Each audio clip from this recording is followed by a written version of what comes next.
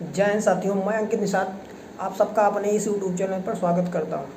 आज हम बात करेंगे कि NWDA जो 1 अगस्त को पेपर होने वाला है, ख़ास करके सिविल जेई का, हम उस पर बात करेंगे। तैयारी आखिर इन 10 दिनों में कैसे किया जाए या क्या पढ़ना चाहिए। सबसे बड़ी समस्या ये हो रही है कि जीके के केवल आपके 8 क्वेश्चन आने वाले हैं।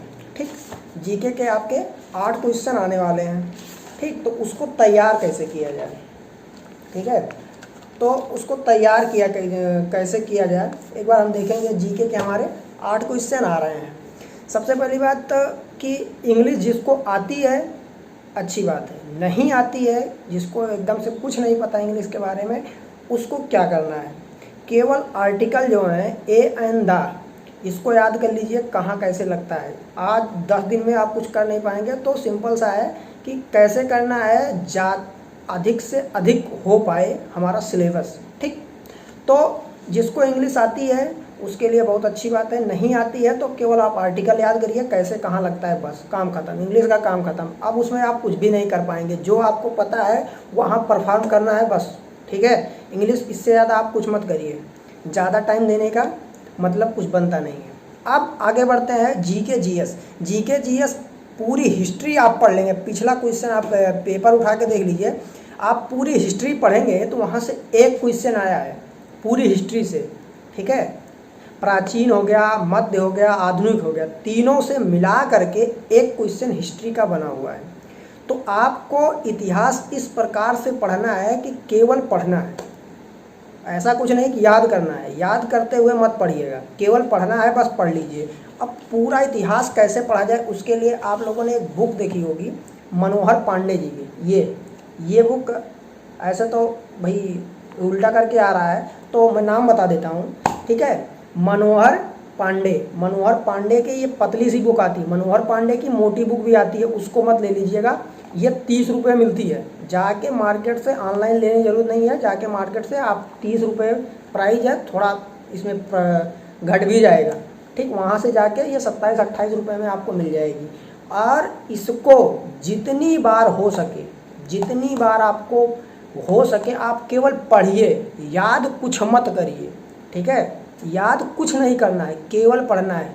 और क्या क्या इससे पढ़ना है, इससे आपको इतिहास पढ़ना है, भूगोल पढ़ना है और पॉलिटी पढ़नी है। इतिहास, भूगोल, पॉलिटी। ठीक है, इकोनॉमिक का जो क्वेश्चन आएगा वो करंट का आएगा। ठीक है, अगर यहाँ से 2 से 3 क्वेश्चन भी आपका बनता है तो इस बुक में वो जरूर मिल जाएगा। ठीक, अब आता है कि बाकी क्वेश्चन कहाँ से करें। बाकी क्वेश्चन आपको करने के लिए करंट पढ़ना है, आप कहीं से भी पढ़िए। मेरे चैनल पे वीडियो पड़े हुए हैं करंट अफेयर के, आप उनको देखिए। मैं प्रैक्टिस सेट भी करा रहा हूँ, आप उनको देख सकते हैं। ये मैं नहीं कह रहा हूँ आप यही वीडियो देखिए, आप जहाँ से मर्जी आप वहाँ से देखिए, लेकिन बाकी जो कवर होगा जीके का पोर्शन वो करंट अफेयर का होगा, वो आप कहीं से पढ़िए। करंट अफेयर आपका होना चाहिए बस, इससे ज़्यादा जीके में कुछ पढ़ने की ज़रूरत नहीं है। ये हो गए 8 क्वेश्चन की बात, 8 नंबर 8 क्वेश्चन। अब रही बात, अब आती है रीजनिंग की। रीजनिंग आप जैसे पढ़ रहे हैं, जहाँ से पढ़ रहे हैं पढ़ते रहिए, कोई दिक्कत नहीं। रीजनिंग इतना सरल आता है कि आप जाके बैठ के सोच के भी कर सकते हैं। ठीक, पिछला पेपर देख लीजिए, कोडिंग डिकोडिंग पे फोकस करके जाइएगा। ठीक है, और फिगर एनालॉजी वाला जो क्वेश्चन आता है वो आप लोग देख लीजिएगा।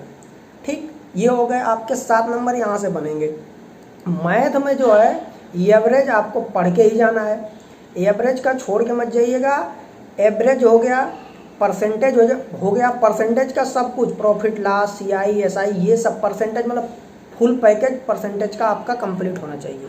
आपको क्वेश्चन वहाँ से 10 क्वेश्चन आएगा, जिसमें से 7 से 8, बस 8 क्वेश्चन मैं बोल रहा हूँ, 7 भी नहीं 8 क्वेश्चन बोल रहा हूँ परसेंटेज और परसेंटेज का पूरा, और इसके बाद एवरेज का, और डिस्टेंस एंड टाइम, और टाइम एंड वर्क का।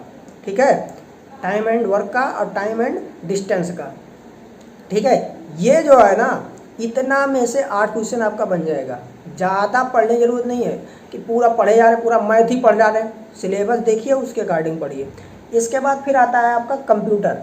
कंप्यूटर में आपको मेमोरी वाला, एक्सेल सीट वाला और सॉफ्टवेयर वाला, ये जो है ना छोड़ना नहीं है, यहीं से क्वेश्चन बनेगा। अब बढ़ते हैं हमारे टेक्निकल पोर्शन पे। टेक्निकल पोर्शन पे एस्टिमेटिंग कास्टिंग जो है सबसे छोटा है और 5 नंबर का आएगा। एस्टिमेटिंग कास्टिंग सबसे छोटा है, 5 नंबर का आएगा। इसको तैयार करने के लिए कहीं से आप पढ़िए, उसके लिए मैं आपको कंप्यूटर, देखिए कंप्यूटर के लिए एक बुक है लूसेंट की, ये इतनी पतली सी बुक, आप इसको ले सकते हैं। ये पूरी बुक अभी 10 दिन में ख़त्म हो सकती है, कोई दिक्कत नहीं है इस बुक को ख़त्म करने में 10 दिन में, ठीक। इसलिए मैं पतली पतली बुक बता रहा हूँ। ये 10 दिन में कोई दिक्कत नहीं ख़त्म करने में, 1 बार 2 बार 3 बार ख़त्म हो सकती है, 3 बार भी ख़त्म हो सकती है दोनों बुक, ठीक है।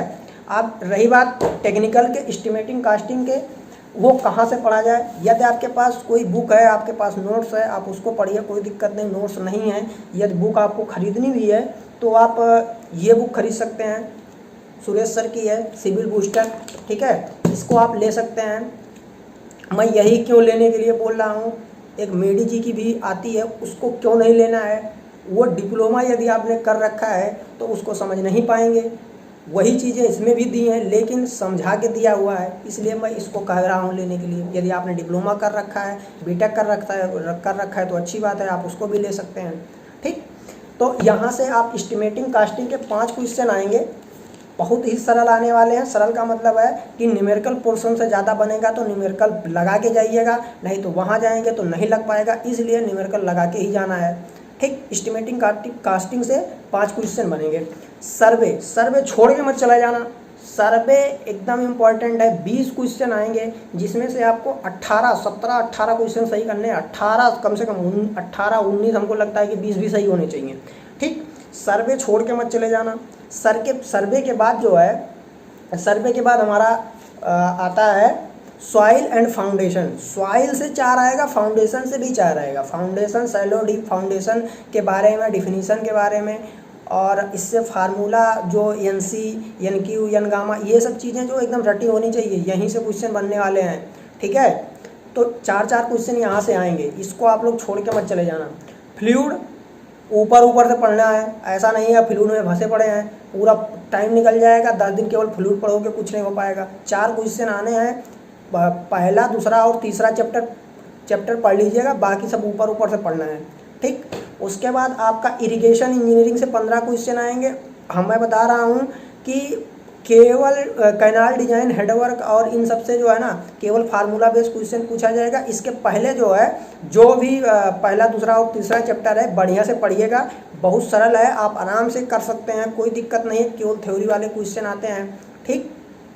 तो वहाँ पे जो फार्मूला का लेसी वाला और कैनेडी वाले जो फार्मूले हैं, यहाँ से क्वेश्चन बनने हैं, ठीक है। तो आप ये क्वेश्चन फार्मूला और क्वेश्चन भी लगा के जाइएगा, ठीक। कंक्रीट टेक्नोलॉजी कहीं से पढ़ने की जरूरत नहीं, आप बुक रखिए वहीं से पढ़िए, ठीक है, क्वेश्चन लगाइए, बस बात खत्म।